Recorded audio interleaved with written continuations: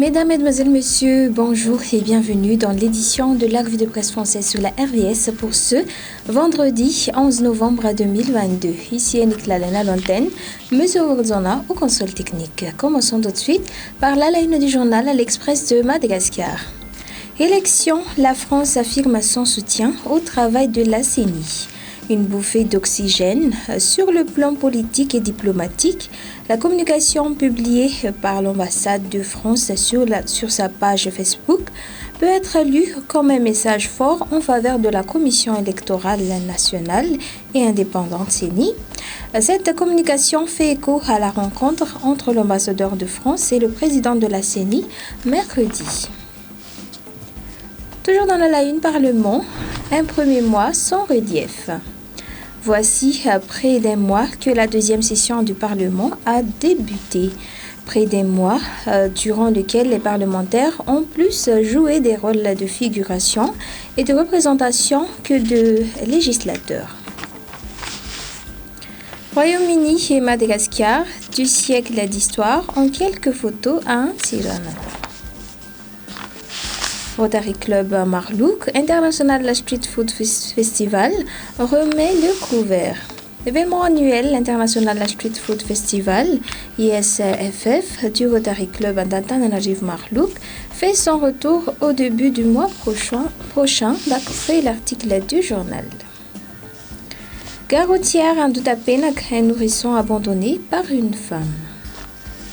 Et dans l'actualité économie, Business Forum, l'EIT, à l'initiative de son cluster de chaînes d'approvisionnement, organise le premier Business Forum sur le travail des sons à Madagascar. Et dans la rubrique sociale, l'épidémie de coronavirus, regain des contaminations en Tananarive. Les professionnels de santé observent une hausse des cas de Covid-19 depuis quelques semaines et ils exhortent le maintien des gestes barrières d'après l'article du journal. Côté faits divers, Evato Farafangan, un important incendie balaye un quartier. 250 maisons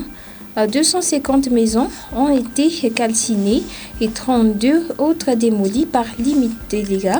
Mercredi, à Evato Farafangan, un profiteur a failli être lynché d'après l'article du journal L'Express. Poursuivons par le journal à midi Madagascar, dossier brûlant. L'Assemblée nationale impuissante face à l'impunité de certains députés. 23 jours après l'ouverture de la deuxième session parlementaire, aucune mesure n'est encore prise concernant les députés mêlés à des scandales durant la période d'intercession. Côté présidentiel, rencontre entre l'ambassadeur de France et le président de la CENI. Toujours dans la rubrique politique, corruption dans l'exportation de litchi, Transparency International porte plainte au PAC et en France.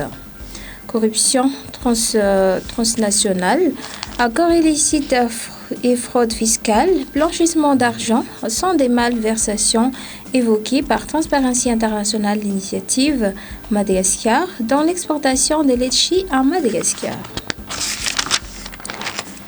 Et dans la rubrique économie du journal, la midi Madagascar, première édition de la FIEPA, exposition des animaux et d'élevage importés. La foire de l'élevage et de la production animale, organisée conjointement par la plateforme Malagasy professionnelle de l'élevage et le ministère de l'Agriculture et de l'Élevage, aura cette fois une envergure internationale d'après l'article du journal. Côté inclusion financière, Mvule Baobab Bank s'associe pour faciliter le transfert d'argent. Terminons cette édition par les actualités du journal, toujours Midi Madagascar, dans la rubrique Société, législation, une proposition de loi pour les défenseurs des droits de l'homme. La reconnaissance de la protection spécifique des défenseurs des droits de l'homme ont fait l'objet d'une proposition de loi.